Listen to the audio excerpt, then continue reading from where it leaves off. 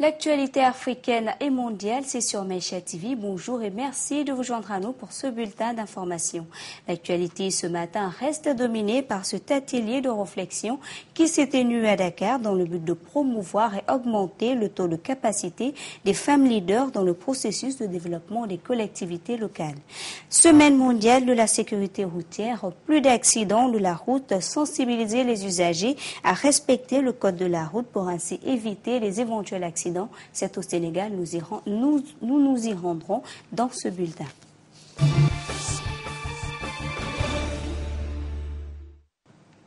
Un atelier de réflexion s'est tenu à Dakar. Pour renforcer les capacités des femmes leaders dans le processus de développement des collectivités locales. C'est le but de cette rencontre organisée par l'URAC, appuyée par l'Union européenne. Reportage.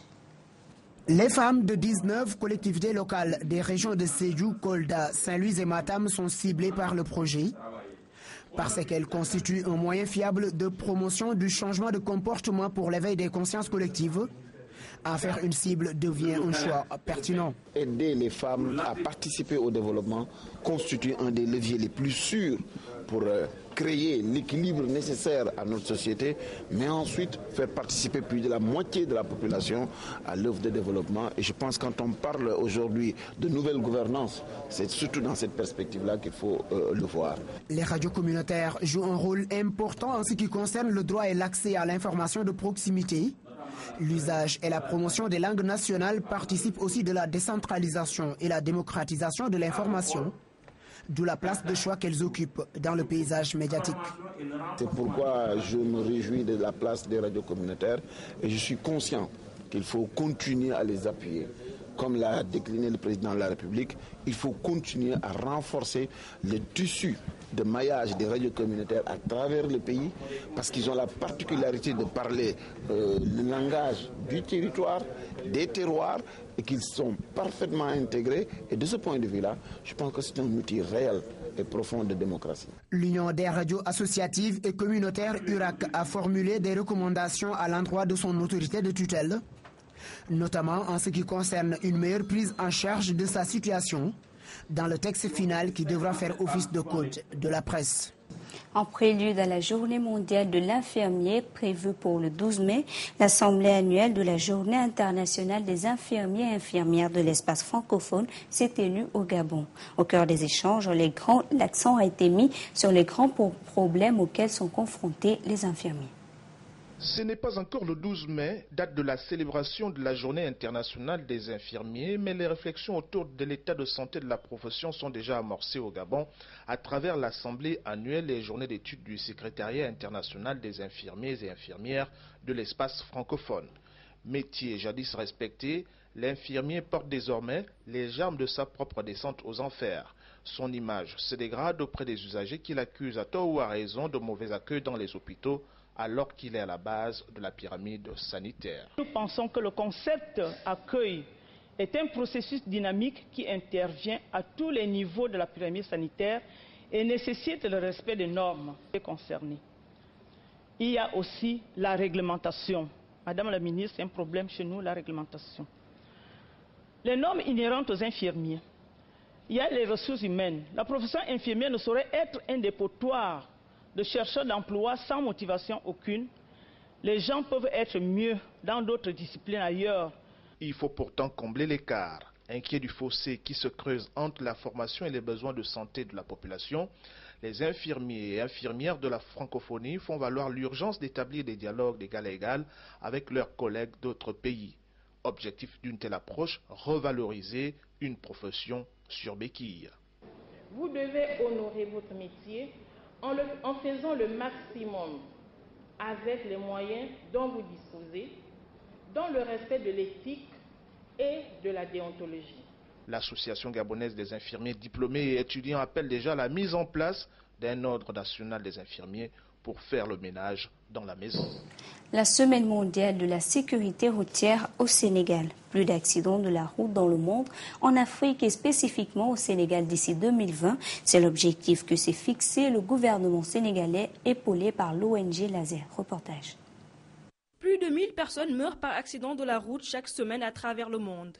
À l'instar de la communauté internationale, le Sénégal célèbre la Semaine mondiale de la sécurité routière du 6 au 12 mai 2013. De mèche avec l'ONG Laser, le ministère des Infrastructures et des Transports s'engage à réduire considérablement les accidents d'ici l'horizon 2020. Au Sénégal, en dépit des progrès réalisés depuis quelques années, les accidents de la route restent un grave problème de santé publique. Je voudrais donc rappeler l'engagement du ministère des Infrastructures et des Transports de ne ménager aucun effort pour la réduction des accidents routiers d'ici l'horizon de 2020. Cette année, la Semaine mondiale de la sécurité routière est célébrée sous le thème « La sécurité des usagers vulnérables, piétons et deux roues ». C'est dans ce cadre que le royaume chérifien du Maroc octroie un don de 1000 casques en faveur des usagers sénégalais. Pour l'ambassadeur du Maroc dans notre pays, l'heure est de tirer la sonnette d'alarme. Sur la problématique de l'insécurité routière, qui non seulement endeuille les familles et engendre des drames sociaux, mais occasionne aussi pour l'État des contraintes et pertes. Et c'est dans ce cadre qu'intervient le don de 1000 casques en faveur des utilisateurs des deux roues, des motocyclistes sénégalais. Cette importante manifestation, dont le but est de sauver des vies humaines, s'est soldée par une marche dans l'optique de sensibiliser les chauffeurs. Il faut savoir que la sécurité routière passe aussi par le respect des normes de conduite comme le port de la ceinture de sécurité et le casque. Le Sénégal a procédé récemment encore au contrôle sur les routes. C'est édifiant. Dakar, les allées du Centenaire, à 9h passées de 30 minutes, la circulation devient grouillante. Le constat sur le port du casque pour les motocyclistes se passe des commentaires. Eh bien, ils deviennent nombreux à rouler sans leur casque de sécurité. J'ai oublié mon casque à la maison, mais je le mets régulièrement quand je conduis. J'ai pas pu le prendre parce que je suis pressé quand la police va m'arrêter. Mais je vais tout simplement négocier, après ils vont essayer de comprendre. Mais franchement, je mets souvent mon casque quand même. C'est nécessaire pour notre sécurité, pour protéger, je ne sais pas, quelqu'un que tu prends en cours de route et tout quoi. C'est le civisme comme on le dit. Négligence ou problème de commodité ou défaut de comportement, nous nous rendons en ville au boulevard de la République. Là, l'agent de régulation de la circulation routière ne se rend pas compte que derrière, il y a un motocycliste sans casque. Qu'est-ce que vous pensez du port de casque? Qu'est-ce que vous en pensez? Pour les motocyclistes comme vous, qu'est-ce que vous en pensez? Non, c'est normal pour n'importe quoi. Ouais. C'est normal, oui. Mais vous n'avez pas de casque? Non, si, j'ai le casque. Il est où? Hein? Il est où? Là où tout près, là où je travaille. Mais là, vous circulez sans casque? Mais bien sûr, oui. Pourquoi? Hein? Parce qu'il fait chaud, quoi. Les casques sont en bob de quoi. Mais c'est une obligation de circuler. Mais bien sûr, c'est une obligation, oui. Hein? Et là, si on vous prend, qu'est-ce que vous risquez? Qu'est-ce que je risque? Ah, je ne sais pas ce que je devais risquer, je ne sais pas. Vous n'avez jamais été arrêté? Mais bien sûr. Une fois. Mais pourquoi vous ne mettez pas? Merci. Retour au rond-point du triangle sud à 15h. Les hommes du capitaine Issa Ndiaye ont fait une belle prise. Plus d'une dizaine de motocyclistes immobilisés. La plupart ont été arrêtés pour n'avoir pas porté le casque. C'est par rapport aux dispositions de l'article M19 du Code de la route et que nous avons quelques moyens de prévention, notamment le port de casque, apprenti marchepied, téléphone portable et la ceinture de sécurité. Et ces gens-là, qu'est-ce qu'ils risquent?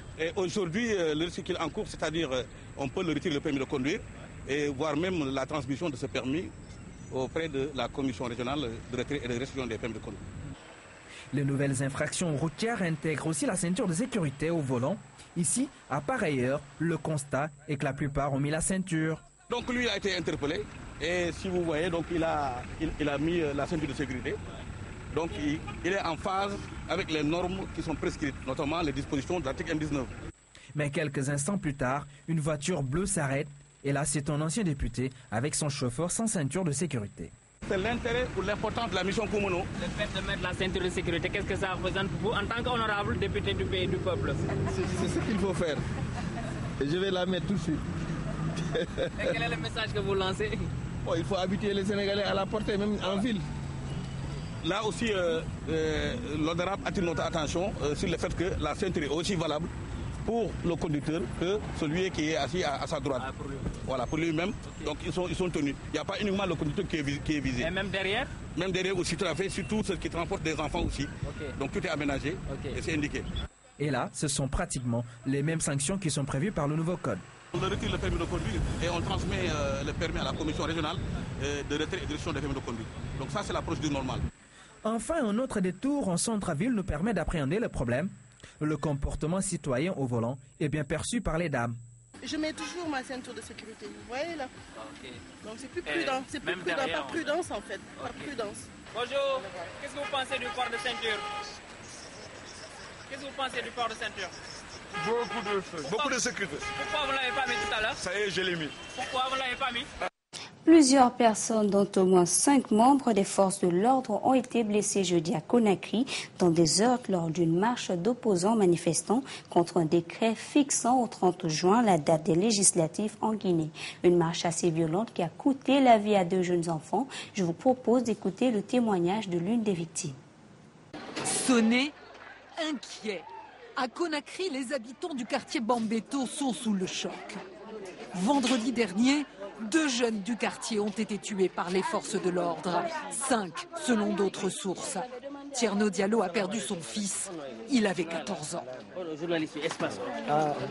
C'est une balle qu'on a tirée à la poitrine ici. Et l'autre est rentré ici. Il est mort. Qui a fait ça? C'est les militaires. Que s'est-il passé ici vendredi? Selon plusieurs témoins, les forces de l'ordre auraient fait une descente musclée dans plusieurs quartiers de la capitale réputés proches de l'opposition. Des représailles après la manifestation de jeudi qui a dégénéré et coûté la vie à un policier. L'opposition était descendue dans la rue pour contester les conditions d'organisation des législatives du 30 juin. Ils ont pris des bois et leurs fusils, ils avaient des armes, ils cassaient avec. Ils ont dit, sortez, c'est vous qu'on veut même, on veut rentrer dans la maison. Du côté des forces de l'ordre, on soigne les blessés. 5 policiers et gendarmes qui ont perdu un des leurs jeudi sont toujours hospitalisés à Conakry. C'est toujours des Guinéens contre des Guinéens, l'un contre l'autre, alors que nous sommes la même famille. Ce pays-là, c'est pour nous tous. Depuis le mois de mars, les violences politiques auraient fait une quinzaine de morts et 300 blessés en Guinée. Le gouvernement annonce la création d'une commission de réflexion. L'opposition, elle, appelle à manifester demain pour dénoncer les brutalités policières. Le Premier ministre malien N'Djamena Django Sissoko a effectué une visite au Tchad. Sa première mission a été d'aller rendre hommage aux soldats tchadiens tombés sur le champ d'honneur au Mali avant d'entamer sa visite chez son homologue tchadien. Compte rendu. Aéroport Hassan Diamous de N'Djamena. Juste après sa descente d'avion, le Premier ministre Django Sissoko a pris la direction de la ville, précisément le carré où reposent les militaires tchadiens morts dans les combats pour la reconquête du nord du Mali. En compagnie des officiels tchadiens, il passe en revue le détachement militaire, ensuite se déplace de quelques pas pour s'incliner sur les tombes des soldats et officiers martyrs tchadiens. Je viens surtout apporter président Lébi et au peuple tchadien, de la part du président John Traoré, président du Mali, et du peuple malien entier, un sentiment d'émotion, beaucoup d'émotion. C'est avec beaucoup d'émotion que je me suis recueilli sur la tombe de ces soldats tchadiens. Le sacrifice que ces soldats ont consenti pour le peuple malien, pour le Tchad, pour l'Afrique, pour le monde entier, pour la liberté, est un sacrifice inoubliable. En tout, ils sont 37 parmi les braves combattants qui sont allés jusqu'au sacrifice suprême en décidant d'aider le Mali à se défaire de l'étau des terroristes. Dans ce carré affecté pour être leur dernière demeure, outre les tombes mises en évidence par la couleur, un panneau géant dresse la liste des héros morts pour une cause noble. Ils sont aussi des héros, mais vivants, les blessés militaires tchadiens, une quarantaine dont une douzaine reçoivent des soins dans cet hôpital militaire de N'Djamena. Chacun a reçu un mot de réconfort du chef du gouvernement malien. Surtout, qu'ils sachent que leur souffrance, la souffrance qu'ils endurent aujourd'hui, en ce moment, nous partageons entièrement cette souffrance. Nous la partageons au nom de la liberté, au nom de la lutte contre le terrorisme. Et le terrorisme qui ne connaît pas de frontières. Donc, nous la partageons au nom du monde entier, du monde libre. Et je souhaite un très prompt rétablissement à ces blessés. Ensuite, Django Sissoko s'est rendu dans le bureau de son homologue tchadien pour des échanges. Le chef du gouvernement du Tchad apprécie hautement le geste de reconnaissance du Mali à l'endroit du Tchad et de son armée. Mon frère, le ministre malien est parti, comme vous l'avez dit, se recueillir sur la tombe de nos martyrs.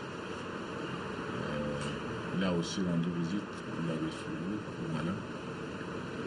Ce sont autant de signes que nous avons déjà enregistrés qui viennent donc compléter les différentes marques d'expression de reconnaissance que le peuple malien, à travers ses autorités les plus hautes, nous ont témoigné à l'occasion de notre intervention dans ce pays. Les premiers ministres maliens et tchadiens ont terminé leur entretien avec le sentiment commun que le processus de libération du nord du Mali est très avancé, mais que la consolidation des acquis s'impose à tous les partenaires. La Croix-Rouge a 150 ans. À l'occasion de cette célébration s'est tenue une conférence de presse sur le chemin parcouru et les projections pour les futures années. Au Mali, la célébration a pris une double allure sur le thème « La Croix-Rouge malienne face aux défis de l'heure, bilan et perspectives ». Créé en 1863, le mouvement de la Croix-Rouge et du Croissant-Rouge a aujourd'hui 150 ans. Créée, elle, le 20 août 1965, la Croix-Rouge malienne boucle ses 48 ans. Que de chemin parcouru. Pour cette journée du 8 mai, l'occasion nous est donnée aujourd'hui de la célébrer avec les 187 sociétés nationales de par le monde et de marquer un siècle et demi d'action et d'engagement indéfectible pour fournir des services humanitaires appropriés aux populations les plus vulnérables de par le monde dans un contexte changeant. En 150 ans, la souffrance des populations, elle n'a pas diminué. Malgré le travail du mouvement, d'autres acteurs humanitaires, les crises continuent à survenir, les besoins continuent à surgir. La présente conférence de presse s'inscrit dans le cadre des activités programmées en prélude à la commémoration de ce 150e anniversaire, un événement capital pour la Croix-Rouge malienne. Le Mali actuellement traverse en termes de population en vulnérabilité extrême. 150 ans, c'est l'occasion encore une fois de magnifier le travail de l'ensemble de ce réseau de volontaires de la Croix-Rouge sur l'étendue du territoire malien. La projection sur l'aperçu général de la Croix-Rouge malienne et les réactions des journalistes ont permis d'apprécier le bilan, de mesurer les défis et de percevoir les perspectives de cette organisation. C'était le bulletin de la rédaction. Merci à vous de l'avoir suivi. Excellente suite de programme sur mes chaînes.